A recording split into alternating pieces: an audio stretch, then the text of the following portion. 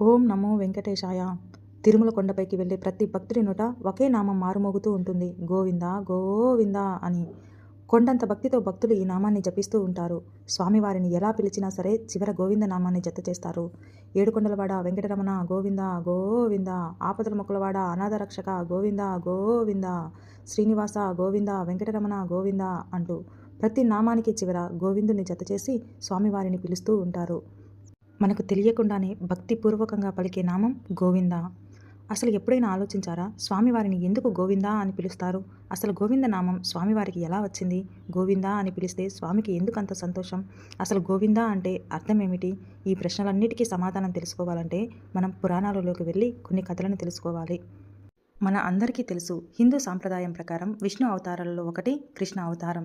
ఈ కృష్ణ అవతారంలో స్వామి గోకులంలో పెరుగుతున్నప్పుడు చిన్న బాలుడుగా ఉండగానే ఆయన ఎన్నో దైవ లక్షణాలను ప్రదర్శించేవారు. గోకులంలో ప్రజలు, గోవులు, పశువులను, భూమిని అందరినీ ప్రేమించి రక్షించే స్వభావం ఆయనలో స్పష్టంగా కనిపించేది. అలాంటి గోకులంలో ప్రతి సంవత్సరం వర్షాల కోసం ఇంద్రుణ్ణి పూజించే సాంప్రదాయం ఉండేది. అయితే కృష్ణుడు చిన్న వయసులోనే వారికి ఒక అర్థం అయ్యేలా ఒక విషయాన్ని చెప్పారు. మనకు సహాయం చేసేది ప్రకృతి, వర్షం కురిపించే దేవుడు మాత్రమే కాదు, మనకు గోవులు, పశువులు, భూమి అందిస్తున్నది గోవర్ధనగిరి. మనము వర్షం కోసం మాత్రమే పూజిస్తే అర్థం లేదు, నిజంగా మనం గోవర్ధన పర్వతాన్ని పూజించాలి అని ఆయన అన్నారు. ప్రజలు ముందుగా ఆశ్చర్యపోయినా తర్వాత అందరూ దానికి అంగీకరించారు. తర్వాత ప్రజలందరూ గోవర్ధనగిరికి పూజలు చేయడం ప్రారంభించారు. ఈ విషయం తెలుసుకున్న ఇంద్రుడికి విపరీతమైన కోపం వచ్చింది. కోపంతో ఇంద్రుడు భారీ వర్షాలను కురిపించాడు. గోకులమంతా సగం నీళ్లతో మునిగి పశువులు, ప్రజలు ప్రమాదంలో పడ్డారు. అప్పుడు శ్రీకృష్ణుడు గోవర్ధనగిరి పర్వతాన్ని తన చిన్న చేతితో ఎత్తి పైకి పట్టుకున్నాడు. భక్తులను, ప్రజలు, గోవులు అందరూ ఆ పర్వతం కింద సురక్షితంగా ఉన్నారు.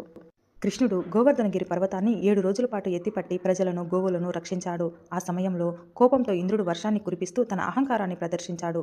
కానీ కృష్ణుని దైవలీలను చూసి ఇంద్రుడు ఆశ్చర్యపోయి తన అహంకారం తగ్గి శ్రీకృష్ణుని శరణు వేడాడు. ఈ పవిత్రమైన లీలలో శ్రీకృష్ణుడు 7 రోజుల పాటు గోవర్ధనగిరిని ఎత్తిపట్టారు. 7 రోజులు వర్షం ఆగి సూర్యుడు తిరిగి ప్రకాశించారు. ఈ విధంగా కృష్ణుడు భక్తులను, పశువులను, గోవులను రక్షించి దేవతల అందరి ఆశీర్వాదాలు పొందారు.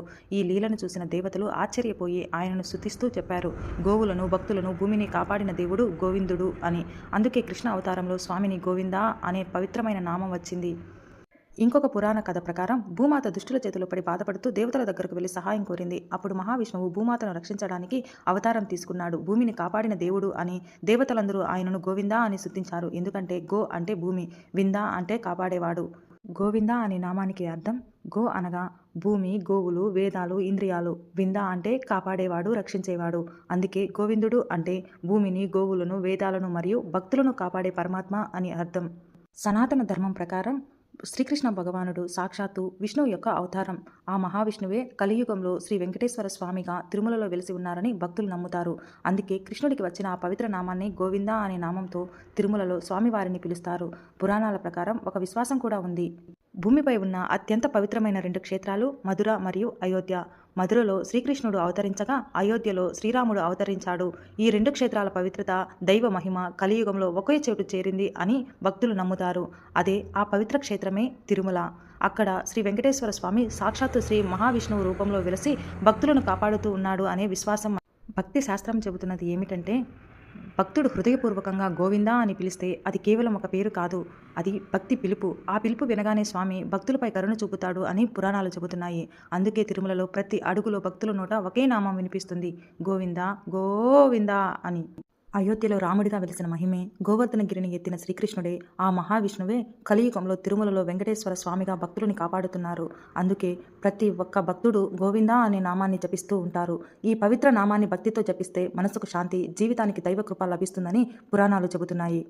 మన జీవితంలో కష్టం వచ్చినా, సుఖం వచ్చినా, ఆనందం వచ్చినా, బాధ వచ్చినా, ఏ పరిస్థితి వచ్చినా మన నోట మొదట వినిపించే నామం ఒకటే కావాలి, గోవిందా గోవిందా అని. ఎందుకంటే ఆ నామం శ్రీ వెంకటేశ్వర స్వామి కృపను గుర్తు చేస్తుంది. ఆ స్వామివారి నామాన్ని జపిస్తూ మన జీవితం మొత్తం భక్తితో, ధర్మంతో సాగాలని మనస్ఫూర్తిగా కోరుకుందాం. ఏడుకొండలవాడ వెంకటరమణ గోవిందా గోవిందా.